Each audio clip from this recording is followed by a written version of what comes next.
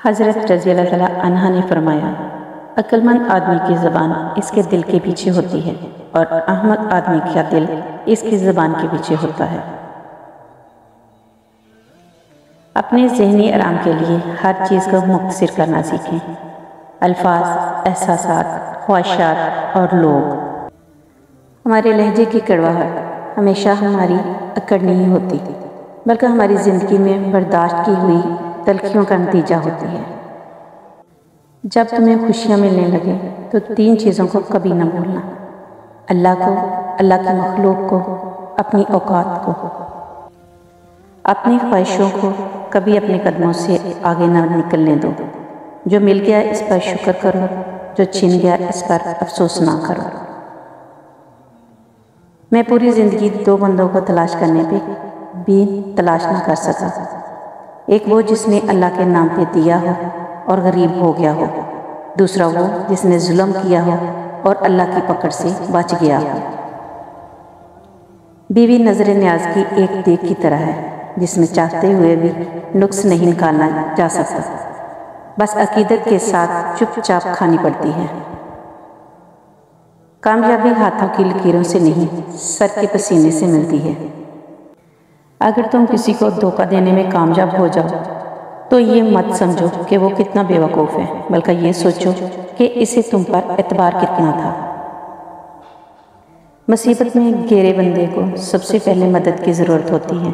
نصیحت کا فریضہ بعد میں بھی ادا کیا جا سکتا ہے۔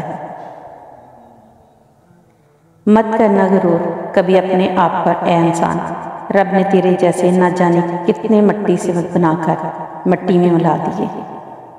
عذاب ٹالنے کا آسان طریقہ یہ ہے کہ روٹی پکاؤ، تندور کی روٹی پکاؤ۔ کسی ایک بھوکے کے پیٹ میں اگر کھانا چلا گیا تو سمجھ لو کہ تمہارے سر سے دوزخ ٹل گئی۔ یہ اتنے بڑے راز کی بات ہے۔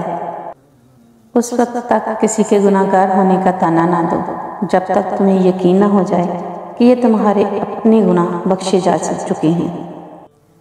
اللہ کے خزانوں میں سب سے قیمتی چیز راہ ہدایت ہے۔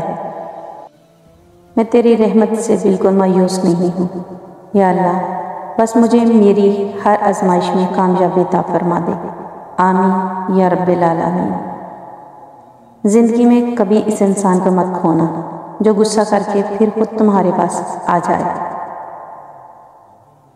حضرت علی رضی اللہ تعالیٰ عنہ نے فرمایا، ہر عبادت کا پتہ نہیں ہوتا کہ وہ قبول ہے کہ نہیں، مگر درود شریف ایسی عبادت ہے جو ادا ہوتے ہی قبول ہو جاتی ہے۔ ہمارے زوال کی وجہ عبادت میں کمی نہیں، بلکہ وعدہ خلافی، معاملات میں 2 نمبری، جھوٹ، بے ایمانی اور منافقت ہے۔ مرد عورت پر پابندی اس لیے نہیں لگاتا کہ اسے عورت پر اعتبار نہیں، بلکہ اس لیے لگاتا ہے کیونکہ اسے دوسرے مردوں پر اعتبار نہیں۔ عدالت میں رکھا گیا قرآن پاک ملزم کے ہاتھوں میں دینے کی بجائے اگر ججوں کے ہاتھ میں دیا جائے تو بہتر فیصلے ہو سکتے ہیں۔ کچھ لوگوں کی مثال زیتون کے درخت کی طرح ہوتی ہے، مقدس اور مبارک۔ ہر خاموشی انا نہیں ہوتی، کچھ خاموشیاں صبر کا حصہ ہوتی ہیں۔ لوگوں، اپنے پروردگار سے ڈرو کہ قیامت کا زلزلہ ایک حادثہ عظیم ہوگا۔ کسی گناہ کا عام ہو جانا اسے حلال نہیں کر دیتا، بلکہ عذاب الہی کا خطرہ مزید بڑھا دیتا ہے۔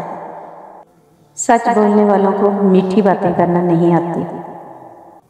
اے میرے رب، کاروبار کی وجہ سے جو بھی پریشانی ہے، سب کے رزق کے دروازے کھول دے اور سب کے رزق میں برکت ڈال دے۔